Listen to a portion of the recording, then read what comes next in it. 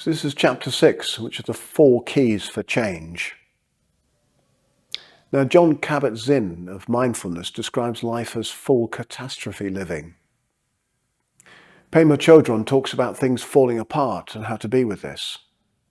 Well, the reality is that everything is impermanent and interwoven, and everything does fall apart. Everything that has any solid appearance is composed of aspects, parts, atoms, particles, and it falls apart eventually. And that happens without exception. So the question is not whether this happens, but how we can be with this. How can we be with this? It is a VUCA world, as the saying goes, V-U-C-A, VUCA world, which means volatile, uncertain, complex, and ambiguous. How do we make sense of such a world? How do we survive in it? More importantly, how do we thrive in it? How do we thrive in this world? If we're to thrive in it and to thrive in it well, we have to allow and understand ourselves as also it. We do the transpersonal training and we remember ourselves as pristine awareness, as inconceivable bliss. What are the 4 keys that will enable you to thrive? Well, the first key is actually acceptance. You see, the problem is we have an attachment and a desire for things to be different to what they actually are. It's very common. We want an astrophy, something to come along that's going to make it all okay. Whether it's aliens from outer space or some kind of savior, we want everything to be okay. Or we want catastrophe, something to go and make it all right, something to go now, something has to change. We kind of push towards what we think will save us and pull away from what we think will hurt us. And the reality is that most of the time, we have no idea that we're pushing towards and pulling away from, or even what we're really pushing towards or pulling away from. We have no way of knowing the future, regardless of what many people say. We cannot actually predict whether our pushing and pulling and pushing will give that kind of desired result of safety and sanctuary that we're looking for. The reality is we don't even know if there is safety and sanctuary. It's a lovely idea. It's a nice idea. It's a warm idea. And it's a fantasy.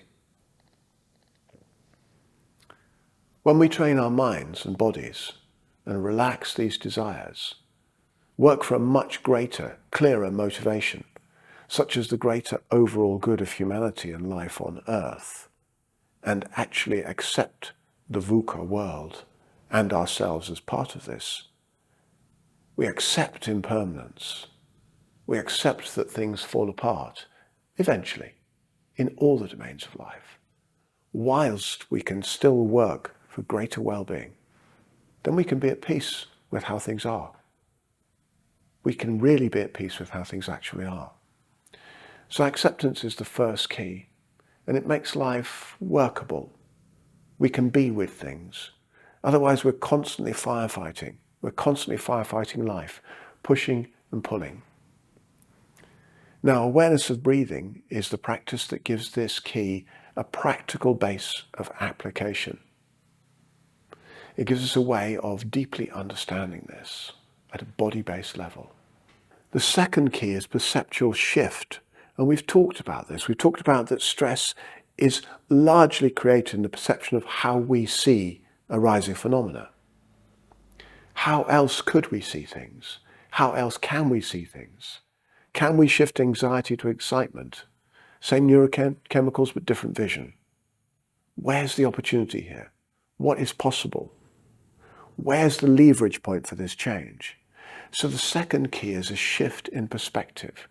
And it takes a 1 degree shift in trajectory to make a huge change. Then we can do 2 degrees, then 3 degrees. All behavior is learned, and we can then train and retrain it all. We can change anxiety to excitement.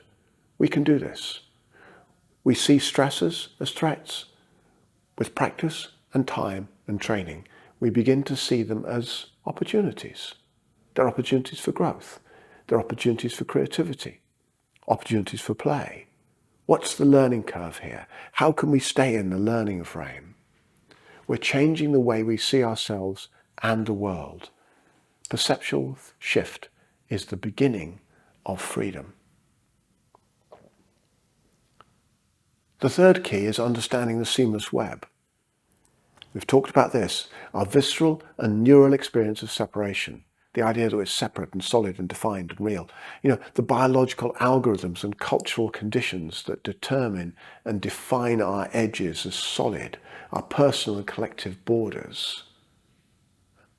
Our neural experience of the I, me, mine thing, the boundary. We can work with all of this as we deepen in embodied awareness.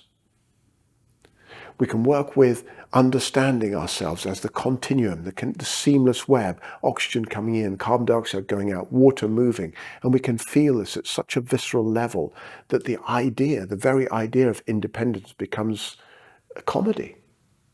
As we deepen embodied awareness and the Nagas practice that you're getting with this course and related meditation practices are key, because as we begin to experience our more, shall we say, electromagnetic edges, which are not defined by the skin, as we begin to compute at a very gut-based, muscle glands, guts, visceral level, that life, our life, this life, really is a seamless flow of molecules, energy and awareness. It's flux, it's flow, that we're a part of the continuum. And keep remembering it, keep remembering this reality, even in challenging times, then we can make headway. We really can. Now, when we experience separation as equally contact and separation at the same time, contact as separation as contact, it's a continuum. And when we understand our nervous system as simply defining that contact-separation continuum, then we can begin to feel the value of the third key, the seamless web, and living as this. Now, the fourth key is discipline. Discipline. Practicing the meta-disciplines as tools of awareness and freedom. There is no lasting freedom without awareness, and discipline is about finding awareness. There is no finding of pristine, clear awareness without discipline, unless it's for brief moments. There is no lasting freedom, therefore, without discipline, where we understand that clear awareness through all of life, or the majority of it.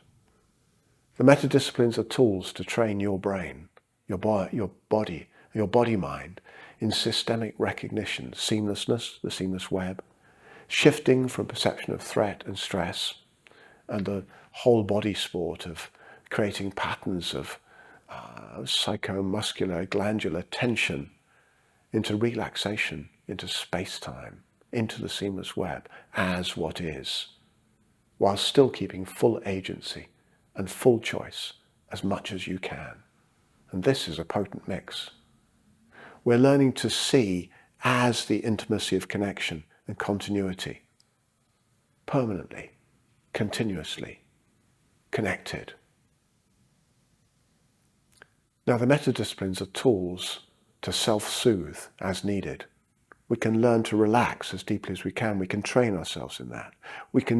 They're tools for pattern interruption when required. We train our neurobiology and find the depth, and see through mental fabrication, yet see with and through the emotions, honor them all, but see through them. All of these, the skill sets we're growing. The meta-disciplines are tools to address our ancient neural architecture, our biological algorithms, and our cultural conditioning. We can address all of this, and in amongst all of this we find acceptance, we change perspective, we understand ourselves as the seamless web and live from the felt experience of freedom and learn to sustain the flow state as life. In the flow state, as the flow state, we find the freedom to be and the freedom as awareness space. From this vision of discipline, stresses continue, of course they do, but the stress cascade becomes relaxed and smiles at the opportunities that life is so replete with, that life is so busy giving us. What are the metta disciplines? There are 5 of them. We've covered them already. Conscious breath work, number 1. Number 2, embodied awareness. Number 3, mind training, meditative depth, mind mastery. Number 4, relational intelligence, understanding the relational web. And number 5, creativity. 1, 2, 3, 4, 5. The metta disciplines and the 4 keys. This is the way to step into freedom.